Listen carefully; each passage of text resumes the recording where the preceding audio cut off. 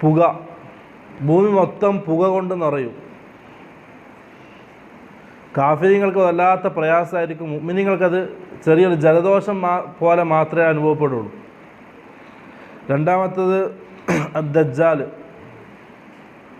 മൂന്നാമത്തത് അദ്ദാബത്ത്,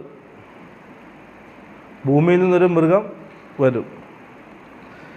പിന്നെ വതുലൂ അശ്ശംസി മിൻ മഗ്രിബിഹ, സൂര്യൻ പടിഞ്ഞാറിൽ നിന്നും ഉദിക്കും. വനുസൂല ഈസ ബിൻ മറിയം, പിന്നെ ഈസാ നബി അലൈഹിസ്സലാം ഇറങ്ങി വരും. പിന്നെ യഅജൂജ് മഅജൂജ് വരും. പിന്നെ 3 ഭാഗങ്ങളിൽ ഭൂമി ആഴ്ത്തപ്പെടും. അത് ഭൂമിയുടെ 3 പ്രദേശങ്ങൾ, ഒന്ന് മശ്രിഖിൽ, പിന്നെ മഗ്രിബിൽ, പിന്നെ ജസീറത്തുൽ അറബ്. ഇങ്ങനെ 3 ഭാഗങ്ങളിലായിട്ട് ഭൂമി ആഴ്ത്തപ്പെടും.